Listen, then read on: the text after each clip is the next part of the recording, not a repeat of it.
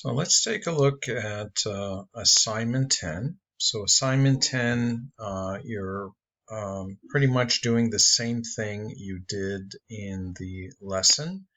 So underneath root, you're creating dr1, dr2, you're creating dr3, there are two files in there. After you create the initial file structure, then you're going to go in, rename, move, delete, and so on. So let's go ahead and start by creating these three directories, dr1 and dr2 and dr3. So let's log on to Fedora. Let's clear the screen here. Go to your root. Make sure you log on as the super user, because only the super user can create in the root. And let's make a directory. Make directory /dr1. Now you probably noticed sometimes I put the slash, sometimes I don't. In this case I don't because I'm already in root. But to be safe, and when you're first learning how to work at the command line or in a terminal, I recommend that you always use the full path name starting at root. So let's press enter. We just created it. Let's create dr2. Recall our what and where principle. That's what we're creating. Where are we creating it? We're creating it inside dr1. Just bring the two together. dr1 will be created in dr2. Let's take a look at our diagram. We're now going to create a dr3 with two files inside dr3. So mk dir dr3, the what and where principle. What are we creating dr3? Where is it being created? Inside the root, inside the /. Bring the two together. Oops, I accidentally deleted it. Bring the two together. The / and the dr3, it now exists. Let's create those two files, file 1 and file 2. So the command to create a file is touch what and where. File 1 is what we're creating. Where are we creating it? Well, according to the diagram, it's being created inside dr3. So let's do a / dr3 and bring the two of them together.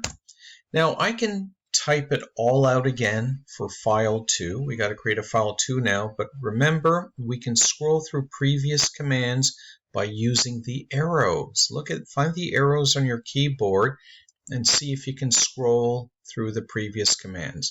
So that's my previous command. All I'm going to do is a backspace, press 2, and that will now create file 2 for us. Now, we can verify this at the command line with the cd command and then typing ls. Okay, let me do that for dr3. Change directory /dr3. Let's type ls. We see files 1 and file 2.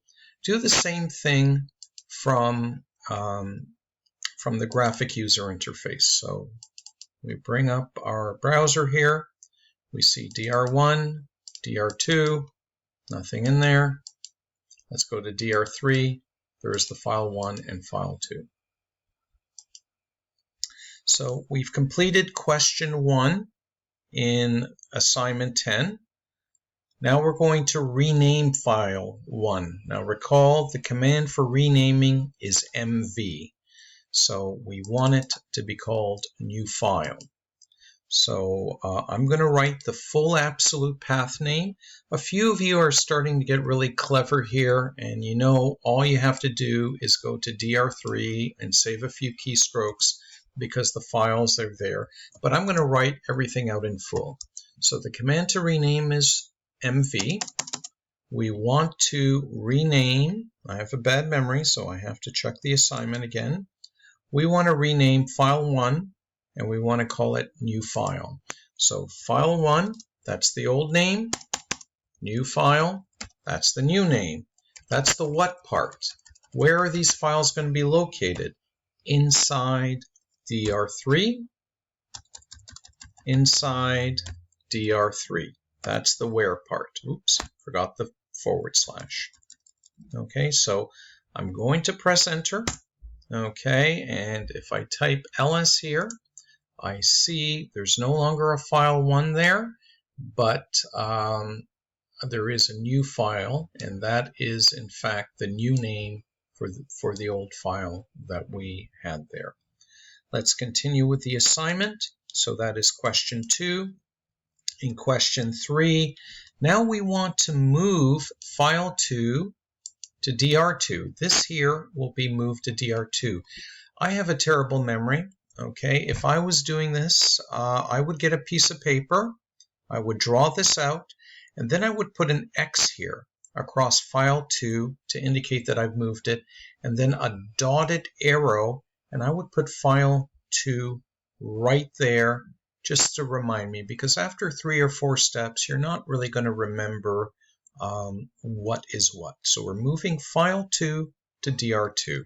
Let's do that now. So the command is mv. It's the same command as renaming, so we have to get used to that. So what are we moving? Last time we used it for renaming. Now we're using it to actually move a file. That's what we're going to move. File 2. It's located in DR3. And according to the assignment, where do we want to move it to? We want to move file 2 to DR2. So let's just simply write in the destination for that file. So that's going to go to DR2. Now, if you're looking carefully, you'll notice the mistake. Do you see a mistake? Let's look at our diagram. Where is DR2? It's not in the root. It's inside DR1. And we forgot that. So let's do a backspace and do it again. DR1/DR2. So file 2, which is currently in DR3, is going to be moved to this directory. We press enter. When we type ls, file 2 is no longer there. This is like cut and paste in Windows. So if you get the idea of cut and paste, move is exactly the same. And this is probably one of the harder commands you're going to run into in this course, because it both renames, the mv command will both rename and it will move. Let's continue with assignment 10. Okay, now we want to copy new file to DR2. Okay, so this file here, we want to copy it to DR2. So it's currently in here. It's called new file. If you look back to question 2, you can see we've renamed file 1 to new file. And that's why I recommend writing this on a piece of paper, because it's a moving target. Everything is changing. And we are going to make a duplicate copy inside DR2. So let's go ahead and do that. Let's copy new file to DR2. So copy, that's the command, and the file we want to copy is new file. Where is new file currently residing? Well, if you were updating your diagram, just check your diagram. It's located in DR3. So this can be a little bit confusing. Originally it was called file 1, but now we renamed it to new file. And if you scroll through your past commands, you'll see the renaming command right there.